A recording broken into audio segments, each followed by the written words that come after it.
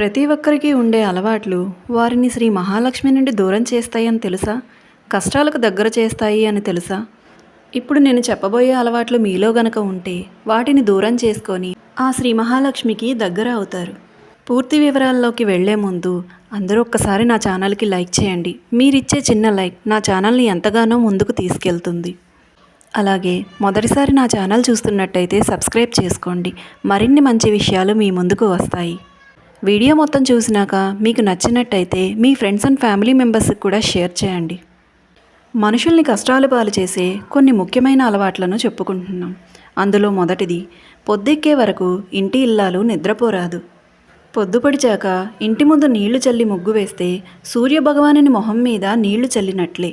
ఇంటి ఇల్లాలు స్నానం చేయకుండా డబ్బును బీరువాను ముట్టుకోరాదు. తిన్న ఎంగిలి కంచం ముందు అలాగే కూర్చోరాదు. తిన్న వెంటనే పడుకోరాదు. అలా అక్కడే తిని అక్కడే పడుకుంటే దోషాలు వెంటాడతాయి. ఇల్లు ఊడ్చిన చీపురును నిలబెట్టరాదు. ఇంటి మగవారు బయటకు వెళ్ళేటప్పుడు చీపురును చూడరాదు. వంటగదిలో వాడిన మసిగుడ్డను రాత్రిపూట ఉతకరాదు. సంధ్యా సమయంలో ఆహారం తినకూడదు, నిద్రపోకూడదు. ఇంట్లో గొడవలు పడకూడదు. ఎందుకంటే ఆ సమయం ప్రదోషకాలం. ఈ సమయంలో ధ్యానం చేయటం, పూజలు చేయటం ఎంతో మంచి ఫలితాన్ని ఇస్తుంది. అలాగే చాలామంది మహిళలు కనీసం స్నానం కూడా చేయకుండా పాచిబట్టలతోనే చిరాకుగా వంట చేస్తూ ఉంటారు. ఈ విధంగా వంటను అస్సలు చేయకూడదు. శుభ్రంగా స్నానం చేసి దైవనామ స్మరణ చేస్తూ వంట చేయాలి. స్నానం చేయకుండా వంట చేయటం వలన ఆ ఇంట్లో వారు అనారోగ్యం పాలవుతారు. సాయంత్రం 6 దాటాక నూనె, ఉప్పు, కోడిగుడ్లు కొని తెచ్చుకోకూడదు. అవి శనిదేవుణ్ణి ఆహ్వానించే శకునాలు. ఇంటికి 6 దాటాక వీటిని కొని తెచ్చుకోవడం అంటే స్వయంగా శనీశ్వరుణ్ణి ఆహ్వానించినట్లే. శనివారం రోజున నల్లటి వస్త్రాలు, ఇనుము వస్తువులు, గొడుగు, చెప్పులు కొనరాదు. ఎవరన్నా ఇస్తే తీసుకోరాదు. చాలామంది చిరిగిన చాపల మీద పడుకుంటారు. అలా పడుకోరాదు. పడుకున్న వారి కాళ్ళు దాటి వెళ్ళరాదు. ఇలా చెయ్యటం ఇంటికి అశుభం. బట్టల్ని ఉతికేటప్పుడు ఆ నీళ్లు మీద పడకుండా చూసుకోవాలి. చాలామంది బట్టలు తడిపిన నీటిని కాళ్ల మీద పోసుకుంటారు. ఇలా చేస్తే దరిద్రం ఆ ఇంట్లో తాండవిస్తుంది.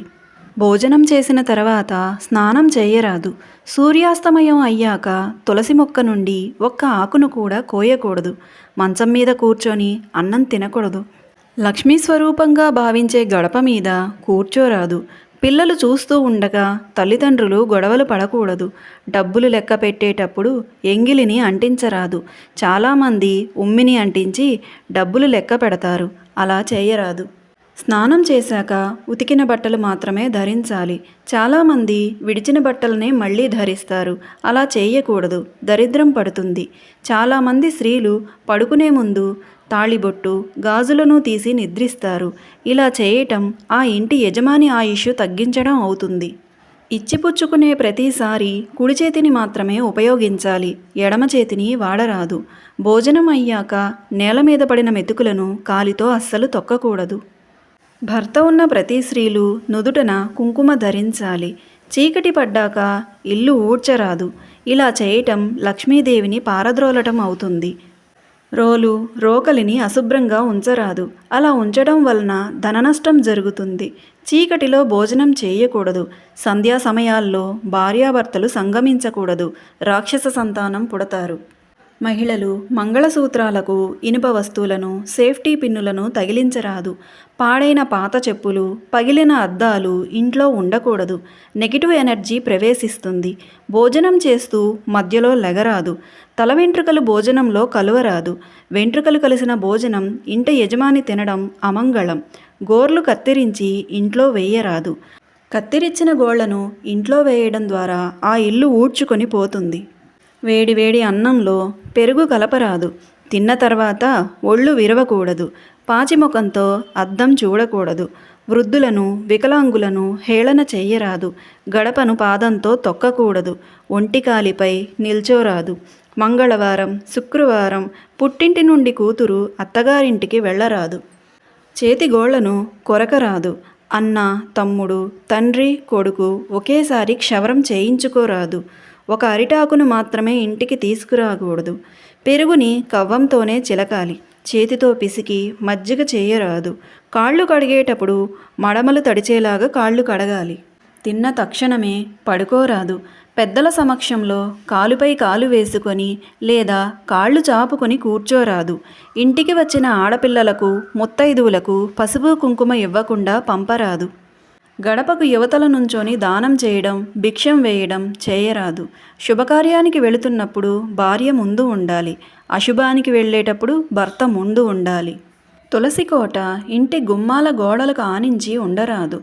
ఎంగిలి నోటితో పెద్దలతో మాట్లాడరాదు. ఎంగిలి చేత్తో ఏ పదార్థాన్ని చూపించకూడదు.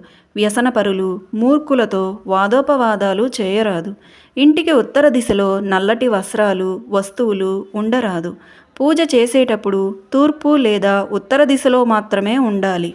పాలు కారే మొక్కలను ఇంట్లో పెంచరాదు. ఇంటి ఈశాన్యంలో బరువులు పెట్టరాదు. ఇంటి వారికి గొడవలు జరుగుతాయి. చూపుడు వేలుతో బొట్టు పెట్టుకోకూడదు. చూపుడు వేలులో అగ్ని ప్రవహిస్తుంది. ఆ వేలుతో బొట్టు పెట్టుకుంటే స్త్రీల సౌభాగ్యాన్ని దహిస్తుంది. పగటివేళ భార్యతో కలవకూడదు. పెళ్ళైన వారు బొట్టు లేకుండా ఉండకూడదు. నిద్ర లేచిన తర్వాత స్నానం చేయకుండా ఆహారం స్వీకరిస్తే దరిద్రం కలుగుతుంది. నిద్ర లేచిన తర్వాత పక్క బట్టలను మడతపెట్టకుండా కాళ్లతో తొక్కినా దరిద్రం వస్తుంది. మలమూత్ర విసర్జన తర్వాత కాళ్ళు కడుక్కోకుండా మంచంపై నిద్రిస్తే శనిపీడలు కలుగుతాయి. ఊడిన జుట్టును, కత్తిరించిన జుట్టును ఇంట్లో ఉంచితే సంపద హరిస్తుంది. చాలామంది ఊడిన జుట్టును దాచి స్టీలు సామాన్లకు వేస్తారు. అలా చేయటం మీ సంపదను మీరే హరించుకోవటం జరుగుతుంది. శనివారం తలంటు స్నానం చేయకపోతే దురదృష్టం కలుగుతుంది. తలస్నానం చేసిన వెంటనే మంచం పైన నిద్రించరాదు. అలా చేయటం వలన శనిదోషాలు సంభవిస్తాయి. చిరిగిన బట్టలను వేసుకోరాదు. ఇంటి పైకప్పు మీద చెత్తను వేయరాదు. పనికిరానివి, విరిగిన వస్తువులను, ఇనుప సామాన్లను ఇంట్లో ఉంచరాదు. చెప్పులు తిరగబడి పడేయరాదు. చీపురు కాళ్లకు తగిలితే శనిదోషాలు తగులుతాయి. దేవాలయం నుండి వచ్చాక కాళ్ళు కడుక్కోరాదు. దురదృష్టం కలుగుతుంది. దేవాలయం నుండి ఖాళీ పాత్రలను తీసుకొని రాకూడదు. తలుపుల మీద దేవుడి ఫోటోలు అంటించరాదు. స్వస్తిక్ గుర్తు కానీ ఓంకారాన్ని మాత్రమే వేసుకోవాలి. తిన్న వెంటనే ఎప్పటి గిన్నెలను అప్పుడే కడుక్కోరాదు. అలా చేయటం వలన ఇల్లు కడుక్కొని పోతుంది. ఉదయం వేళ, సాయంత్రం వేళ సంధ్యా సమయానికి ముందు మాత్రమే గిన్నెలు కడుక్కోవాలి.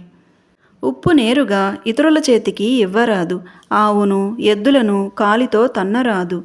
అతిథుల ముందు కోపాన్ని, శ్మశానంలో నవ్వుని ప్రదర్శించరాదు. అప్పుల పాలు అవుతారు. ఇంట్లో పొయ్యి మీద పాలు పదే పదే పొంగిపోరాదు. ఇది చెడుకి సంకేతం. కేవలం గృహప్రవేశాలప్పుడు మాత్రమే పాలు పొంగాలి. పాచిముఖంతో గుమ్మం ముందు కూర్చుంటే దరిద్రాన్ని ఇంట్లోకి ఆహ్వానించినట్లే అవుతుంది. ఇటువంటి అలవాట్లన్నీ ఆ మహాలక్ష్మికి మనల్ని దూరం చేసే అలవాట్లే. ఆ మహాలక్ష్మీదేవి కోపానికి మనం బాధ్యులమవుతాము. కాబట్టి ప్రతి ఒక్కరూ వీటిలో ఉన్న ఏ ఒక్క అలవాటు మీకున్నా వాటిని మార్చుకొని ఆ మహాలక్ష్మీదేవి కృపకు పాత్రులు కాగలరు. వీడియో నచ్చితే మీ ఫ్రెండ్స్ అండ్ ఫ్యామిలీ మెంబర్స్కి షేర్ చేయండి.